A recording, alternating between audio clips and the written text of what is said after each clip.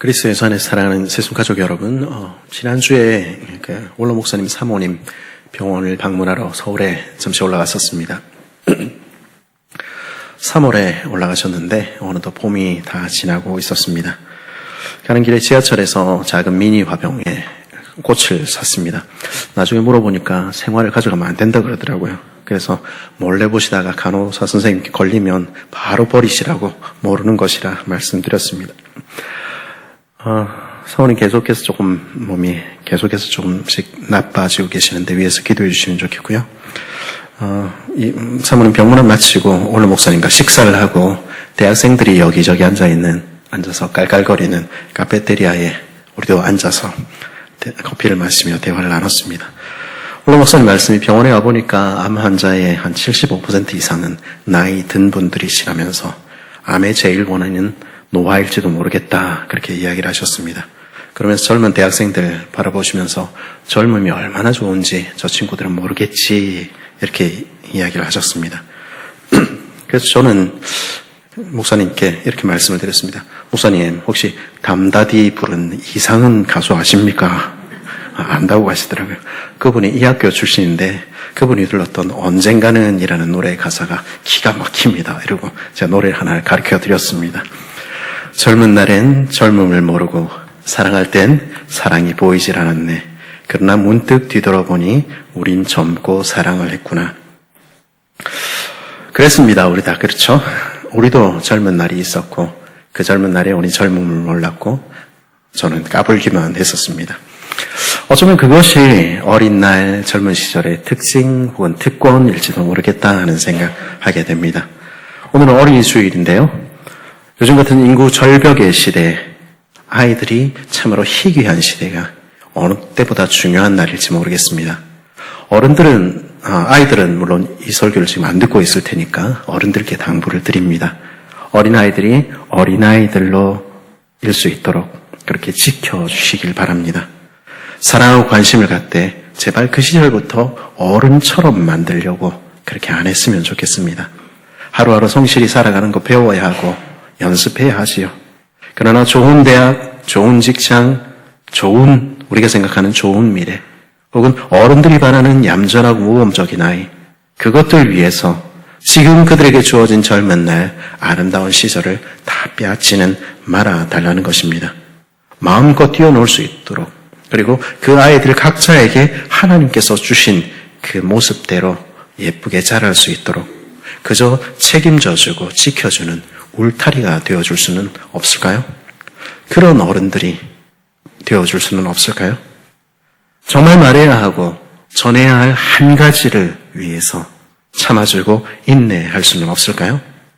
젊은 날 너의 시간이 다하기 전에 너의 창조주를 기억하라. 정말로 전해야 하고 꼭 알아야만 한 이 한마디를 전하기 위해서 내가 하고 싶은 수많은 잔소리들 좀 참을 수는 없을까요? 부디 그렇게 해주시는 어른들, 우리 세순의 어른들 되어주시기를 바랍니다. 대학 시절에 아무것도 든 것이 없으면서 까불기만 하던 저를 겸손하게 했던 책들이 있었습니다. 호이징가의 중세의 가을, 그리고 필립 아리에스의 죽음 앞에 선 인간 같은 책들이 그런 것이었습니다. 그 책들은 아무리 위대했던 인간들도, 심지어는 인류가 만들어낸 위대한 문명마저도 사라진다 하는 것을 들려주었습니다. 그래서 우리를 가리켜서 필멸자, 반드시 멸망할 존재라 부르는 것이죠. 죽음은 우리를 겸손하게 만듭니다. 아무리 잘난 척하는 인생도, 아무리 대단한 것처럼 보이는 사람도 죽음을 피할 수는 없습니다. 우리 육신은 쇠합니다. 아무리 강건한 육체도, 아무리 똑똑하던 지성도, 아무리 아름답던 미모도 쇠해 가는 것이죠. 그것이 허무해서 우리는 어떻게든 그것을 붙잡으려 합니다마는 우리 모두는 죽음을 피할 수 없습니다. 그리고 그것은 나이 든 사람에게만 다가오는 것도 아닙니다.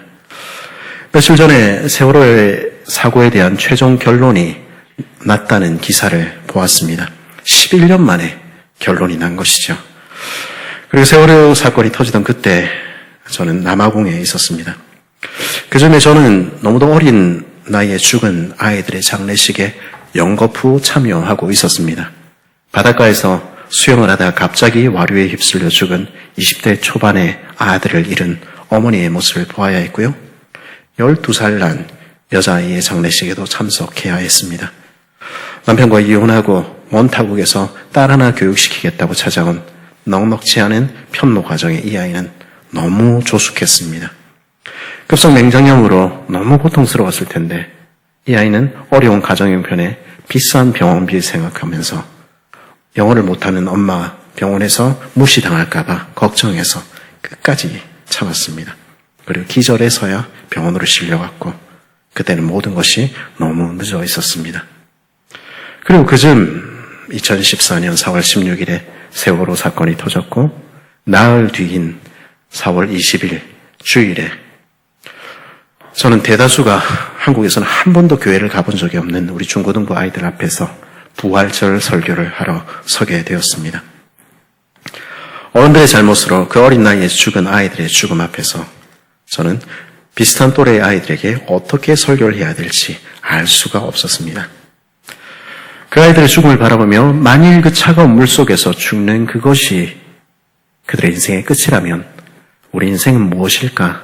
우리 인생에는 어떤 의미가 있을까? 그런 생각을 해야 했습니다.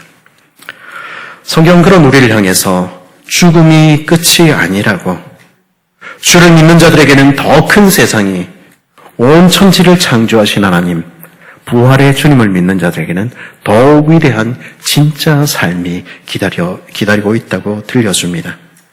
주 안에서 잠든 이들은 반드시 다시 살아 만나게 된다는 것이죠. 저는 그날 설교에서 아이들에게 이렇게 말했습니다.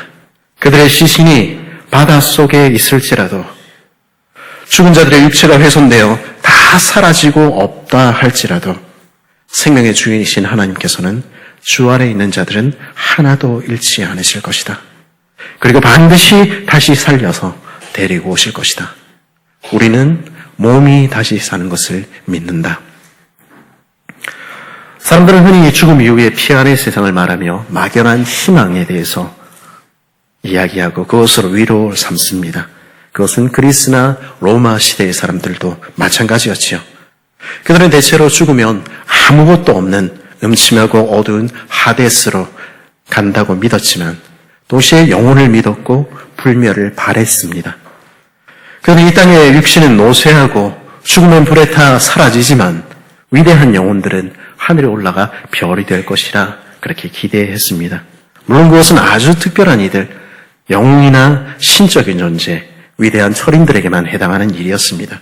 보통 사람들에게 죽음은 그저 험으로 가는 것에 불과했지요.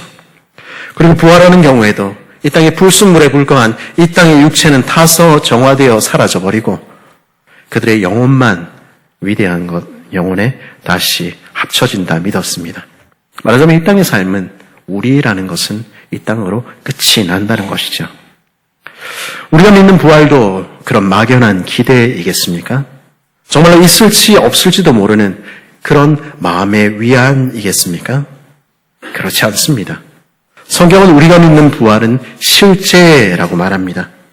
우리는 단지 눈에 보이지 않는 영혼만 아픔도 슬픔도 없는 천국에서 살게 된다. 그렇게 이야기하지 않습니다. 우리는 몸으로 다시 살게 될 것입니다.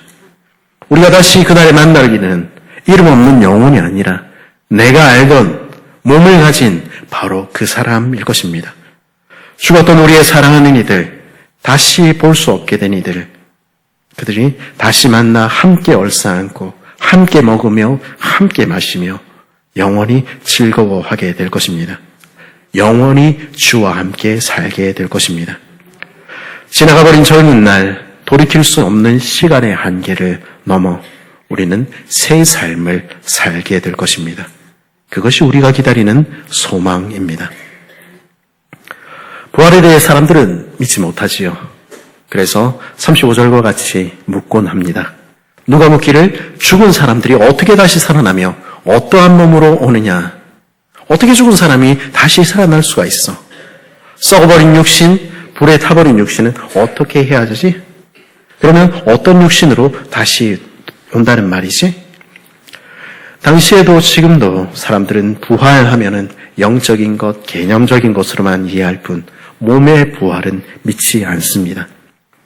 그리고 그런 이들을 향해서 바울은 오늘 말씀에서 그들을 책망하며 이 어리석은 사람들아 이렇게 말합니다.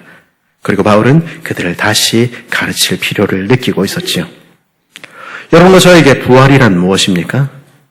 그것은 단지 죽은 육체가 살아나 동일한 모습으로 그냥 돌아오는 것이 아닙니다. 37절, 38절에서 바울은 말합니다. 또 내가 뿌리는 것은 장래의 형체를 뿌리는 것이 아니요 다만 밀이나 다른 것의 알맹이 뿐이로되 하나님이 그 뜻대로 그에게 형체를 주시되 각 종자에게 그 형체를 주시느니라. 한 주석가는 이 부분을 설명하면서 다음과 같이 말합니다. 누구도 씨의 모양을 보면서 다 자란 식물의 최종적인 모양과 조직이 어떻게 될지 예측할 수 없다. 어떤 몸을 줄까 결정하시는 분은 하나님이시다. 그리고 우리가 그들은 어떤 종류의 몸으로 오게 될까 묻는 질문에 대한 정답을 미리 알아야 한다고 하는 것 자체가 주제에 넘는 일이다. 우리가 알기 위해서는 추수를 기다려야 한다. 그러나 한 가지 분명한 것은 우리가 그날에 얻게 될 하늘에 속한 육신과 하늘에 속한 영광은 우리가 지금 이 땅에서 보는 우리의 육신, 우리의 모습과는 완전히 다른 것이라는 것입니다. 그것은 우리가 상상하지도 못한 것일 것입니다.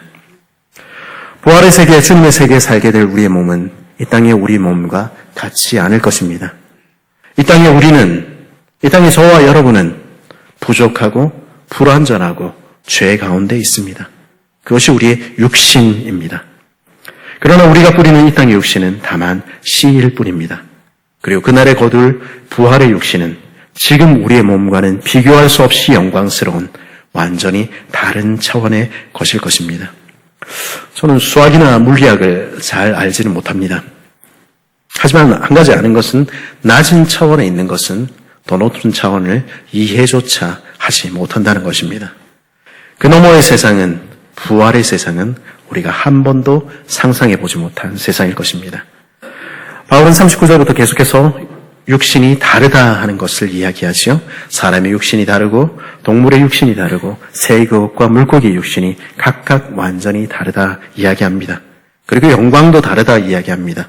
해의 영광이 다르고 달의 영광이 다르고 별들의 영광도 각각 다르다 이야기하지요. 그런 여기에 등장하는 육체는 우리가 얻게 될 몸에 대해서 이야기하는 것입니까? 그래서 우리 중에 어떤 사람은 사람의 육신이라 이야기되는 것을, 어떤 사람은 동물과 새와 물고기의 육신이라 이야기하는 것을 얻게 될 것처럼 우리가 얻게 될 것이 차등적이라는 것을 말하는 것입니까? 해와 달과 각각 별의 영광이 다른 것처럼 그날에 얻을 우리의 영광이 각각 다르다는 것이 지금 바울이 이야기하고 싶어 하는 것입니까? 그렇지 않습니다. 바울은 42절 서도에서 이렇게 말합니다. 죽은 자의 부활도 그와 같으니.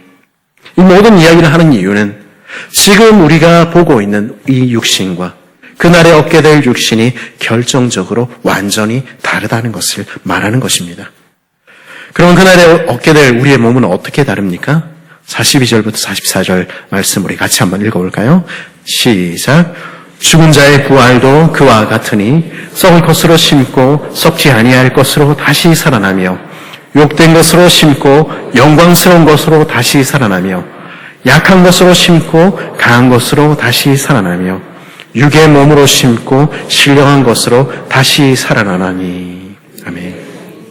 예, 육의 몸이 있은즉 다시 영의 몸도 있느니라 이야기하고 있죠. 여기서 바울은 끊임없이 육신의 몸과 영적인 몸 두 가지를 비교합니다. 필멸에 썩을 것과 불멸에 썩지 아니할 것, 욕되고 수치스러운 것과 영광, 그리고 약한 것과 강한 것, 그리고 마지막으로 육의 몸과 성령에 속한 영적인 몸, 그 둘은 완전히 다른 차원에 속한 것이라는 것입니다. 썩지 아니할 것 혹은 불멸이라는 말을 좀 다시 생각해 볼 필요가 있을 것 같습니다. 우리는 이런 말을 들을 때 그저 지금의 상태가 변화되지 않고 오랫동안 계속되는 것, 그 정도의 시간적인 개념으로 생각합니다만 사실 불멸이라는 개념은 그 이상입니다. 모든 것은 쇠하지요. 모든 것은 죽음을 향해 달려가지요. 그것이 우리가 눈으로 볼 수 있고 손으로 만질 수 있고 이해할 수 있고 어떻게 해볼 수 있는 우리의 시간과 공간, 우리의 차원의 제1법칙입니다. 그리고 그 차원 너머에는 인간이 눈으로 볼 수도 없고 손으로 만질 수도 없고 이해할 수도 없고 어떻게 해볼 수도 없는 하나님께 속한 차원이 우리가 영원, 불멸, 영광, 영적인 것이라고 부를 수밖에 없는 차원이 존재합니다. 그것은 우리 바깥의 초월의 영역, 하나님의 것이죠. 바울은 우리가 얻을 죽은 자의 부활이 그런 것이라고 이야기하는 것입니다. 우리가 심는 것은 이 땅에 속한 필멸에 썩어질 것입니다.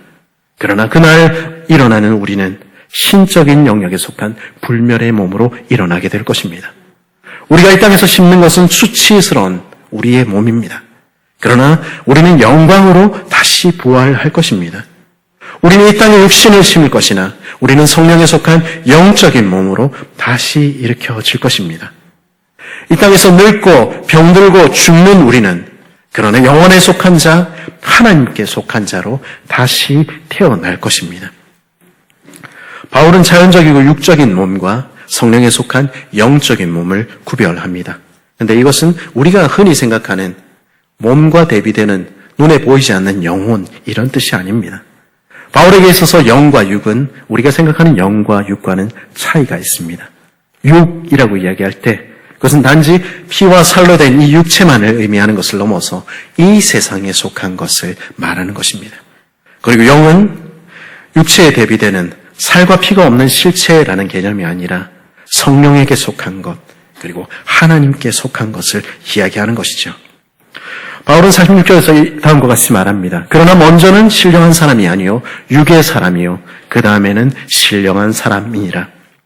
저와 여러분 우리 모두는 육의 사람으로 태어났습니다. 우리 조상 첫사람 아담은 땅에서 나와 흙에 속한 자로 태어났습니다.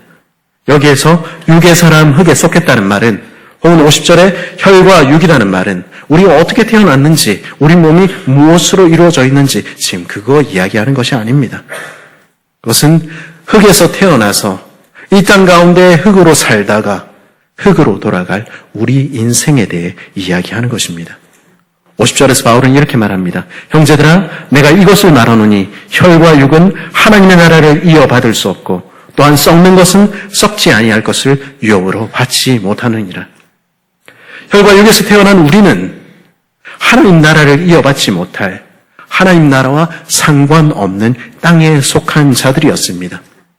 썩을 필멸자인 우리는 썩지 아니하고 쇠하지 아니한 나라를 유업으로 받지 못할 이들이었습니다. 흙은 흙으로 돌아가야 합니다. 그것이 저와 여러분에게 원래 정해진 운명이었습니다. 그러나 이 땅에 속한 우리가 하늘에서 나신 둘째 아담이신 예수 그리스도께 속하게 되었을 때 우리 운명은 결정적으로 바뀌게 된다는 것입니다. 예수 안에 있을 때 우리 역시 위로부터 태어나 하늘에 속한 자가 된다는 것입니다. 하늘에서 태어난다 혹은 위로부터 태어난다 하는 이 표현은 요한복음 3장의 니고데모와 예수님의 대화에서 나타나는 표현입니다. 우리 3절 화면에 나와 있는 3장 3절 말씀 같이 한번 읽어볼까요? 시작.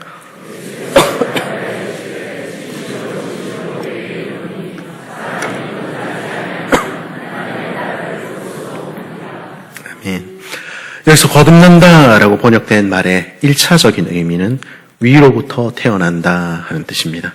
위로부터 태어나지 않으면, 하늘로부터 거듭나지 않으면 하나님의 나라를 볼 수도 없다는 것입니다. 우리는 땅에 속한 인생에 불과하지요.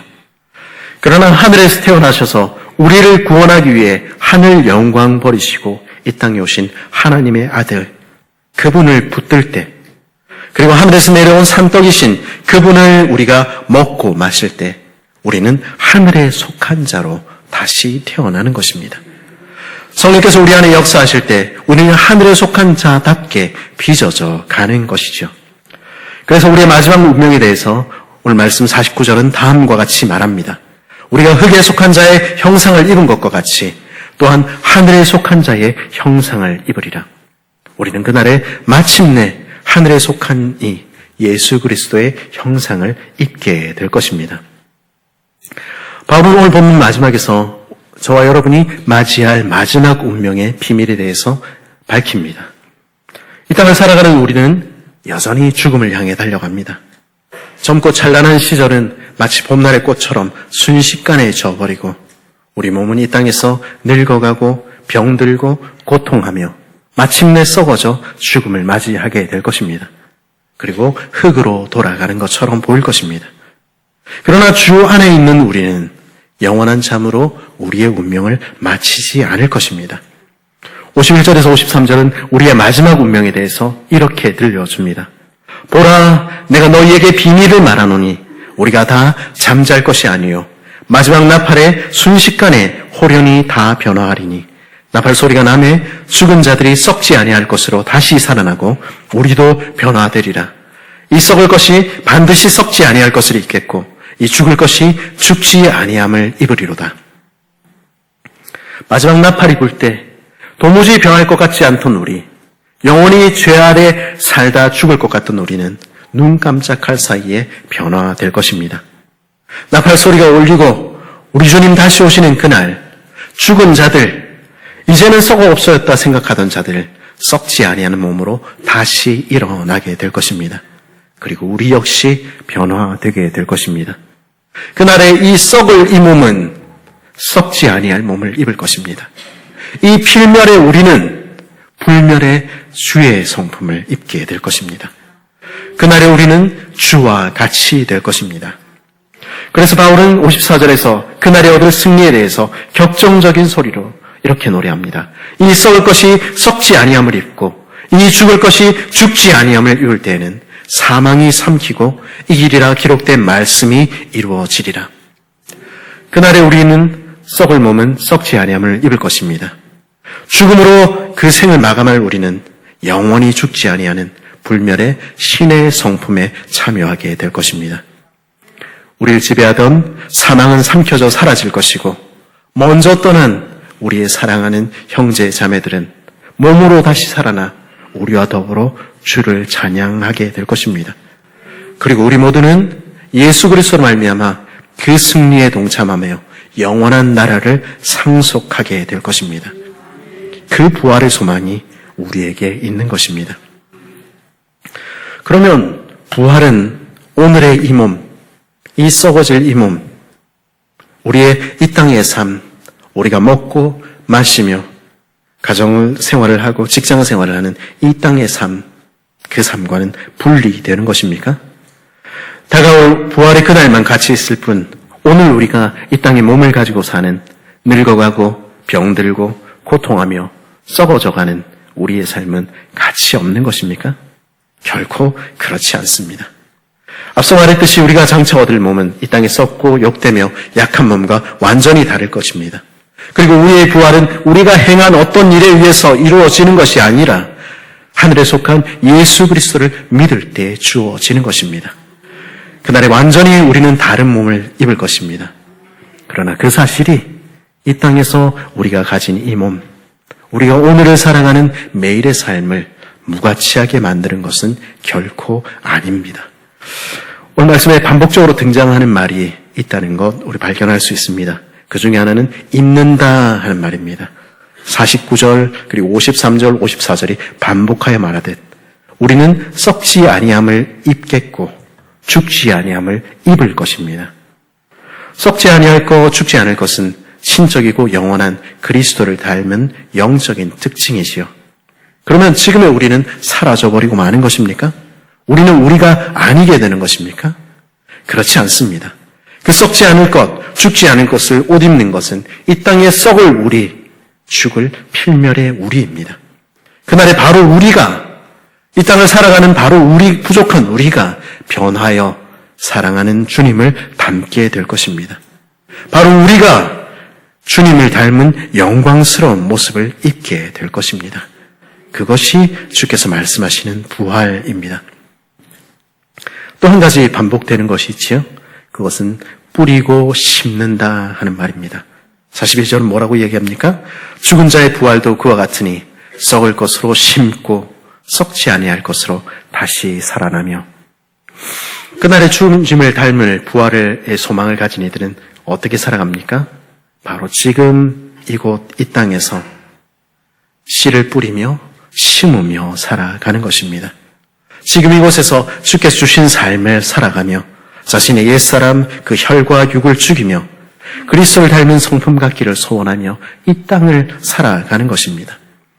오늘 주님이 기뻐하시는 삶이 무엇일지 고민하며 이 몸으로 주님을 닮기 위해 애쓰는 것입니다.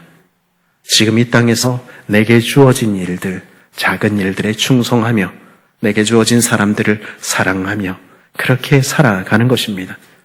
그리고 지금 이 땅에서 그렇게 작은 일들에게 충성한 자들에게 주께서는 영원한 나라의 큰 일을 맡기실 것이라 약속하시는 것입니다.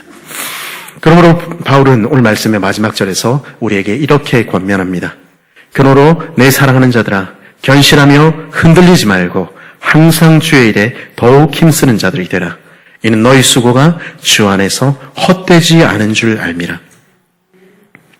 수고하고 애쓰고 그렇게 주의 일에 힘써야 할 것은 아직 미래가 남아있는 우리 어린아이들, 아직 힘이 남아있는 젊은 이들에게만 주어진 말씀은 아닙니다. 주 안에서 부활의 소망을 가진 이들은 그 육체가 힘을 잃어가도 여전히 우리에게 할 일이 남아있다는 것을 압니다. 그리하여 젊은 날과 같은 설레임으로 오늘을 살아가는 것이죠.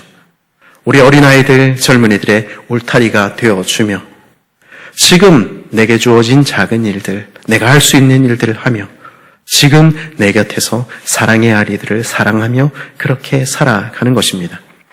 왜냐하면 우리는 죽음으로 우리의 인생을 마칠 이들, 끝을 향해서 달려가는 이들이 아니기 때문입니다.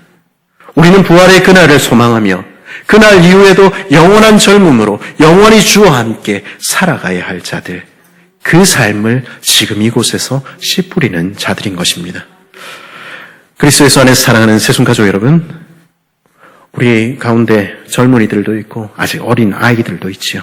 그러나 우리 모두는 나이가 들고 병들고 죽어갈 것입니다. 누구도 죽음을 거부할 수 없는 것이 우리네 삶이지요.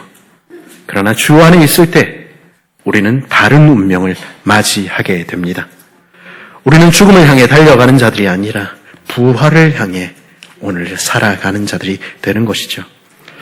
주 안에 있을 때 주께서는 그 자녀들을 결코 잃지 않으실 것입니다. 우리의 먼저 간 형제와 자매들, 사랑하는 이들을 우리는 한날 반드시 다시 만나게 될 것입니다. 그리고 우리 주 예수 그리스도께서 다시 오시는 그날 우리 썩을 이 몸도 썩지 않는 영광스러운 몸, 주님과 같은 형상 입게 될 것입니다. 그리고 우리는 영원한 나라를 상속하게 될 것입니다. 그러나 그날이 오기까지 우리는 이 땅에서 그날을 기다리는 자로 살아가는 것입니다. 우리의 오늘은 저와 여러분들이 행하는 모든 일들은 결코 아무것도 아닌 일들, 아무것도 아닌 시간이 아닌 것입니다. 고난 속에서 때로는 병든 몸으로 수고하고 씨를 뿌리며 심으며 살아가는 우리의 오늘은 결코 헛되지 않습니다. 왜냐하면 우리는 썩을 이 땅의 것을 심으나 작은 이 땅의 것을 심으나 썩지 않은 몸을 거두며 쇠하지 아니할 영원한 나라를 유업으로 얻을 것이기 때문입니다. 바로 오늘 지금 이곳에서 썩어질 것을 심으며 부활의 삶을 살아가는 우리 모두가 되기를 바랍니다. 우리 아이들에게 울타리가 되어주며 우리 젊은이들을 축복하며 서로 격려하며 사랑하며 우리에게 주어진 날들을 살아가는 우리가 되기를 간절히 바랍니다. 그래서 주님 우리를 부르실 때까지, 주의 날에 이를 때까지 부활의 아침을 향하여서 힘차게 오늘도 내일도 부활의 삶을 살아가는 복된 저와 여러분 되기를 간절히 바랍니다.